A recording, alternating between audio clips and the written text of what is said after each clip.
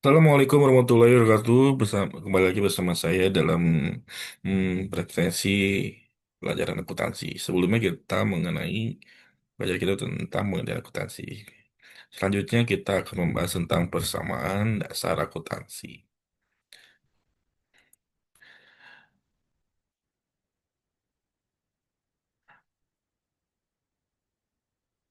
Transaksi untuk persamaan dasar akuntansi itu ada dua, yaitu pertama adalah transaksi berdasarkan pihak yang melakukan, yang kedua transaksi berdasarkan sumbernya. Berdasarkan pihak yang melakukan transaksi atau kegiatan bisnis itu dibagi lagi menjadi dua, yaitu pertama transaksi bisnis eksternal, yang kedua itu adalah transaksi bisnis internal. Dan selanjutnya adalah berdasarkan sumber transaksi atau kegiatan bisnis itu dibagi menjadi dua, yaitu transaksi usaha dan transaksi modal.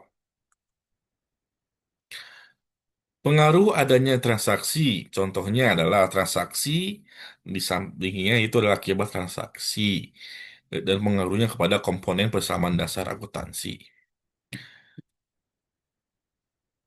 Misalnya, pembelian peralatan secara tunai, ya, di dalam neraca itu terdapat peralatan, itu aset bertambah berupa peralatan, kas, kas berkurang dalam komponen aset.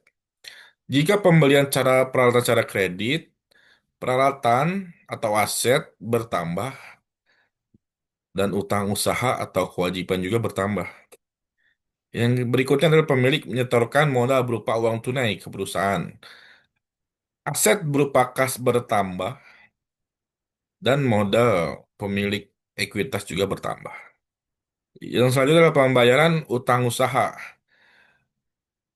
Aset berupa kas berkurang, utang usaha atau kewajiban berupa utang usaha juga berkurang.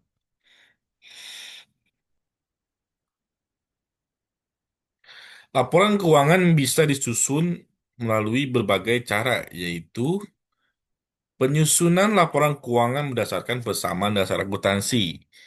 Jadi, rumusnya adalah harta sama dengan modal ditambah kewajiban atau hutang. Jadi, harta dan modal ditambah kewajiban ini harus balance. Misalnya perusahaan mempunyai harta 100, modalnya 80 dan kewajiban 20. Jadi balance antara harta, modal, dan kewajiban itu adalah 100 ya. 100.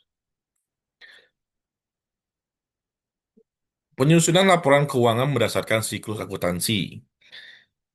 Dalam melaporkan atau menyusun laporan keuangan, adanya namanya siklus akuntansi. Itu adalah yang pertama adalah transaksi. Pasti ada transaksi jual beli, transaksi pembayaran, dan menghasilkan bukti transaksi atau transaksi bill.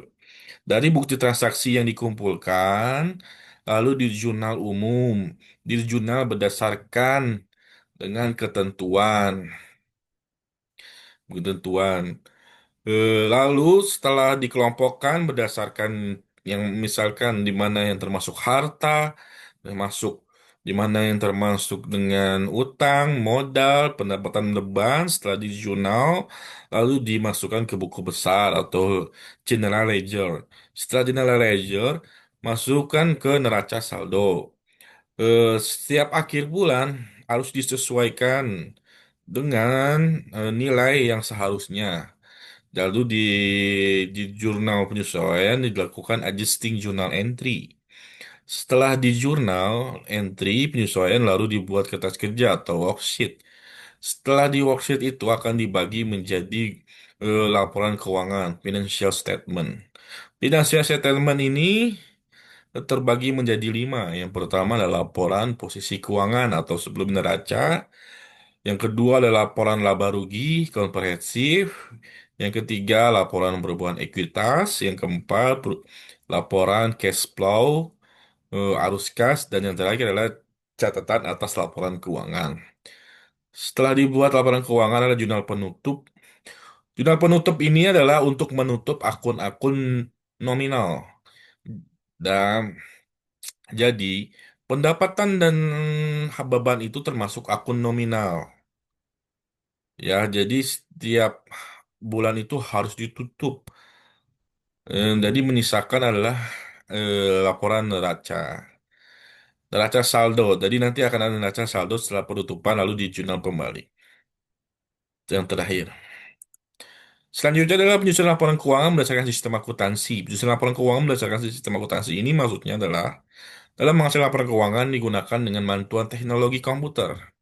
Ya, ini menggunakan software akuntansi, ada misalkan Mayom, Accurate, DRC, Asia Accounting, dan banyak lain sebagainya. Itu untuk membantu kita membuat sebuah laporan sistem. Setelah sistem. Terima kasih atas waktunya pada malam hari ini. Semoga kita semua sehat selalu. Wassalamualaikum warahmatullahi wabarakatuh. Waalaikumsalam.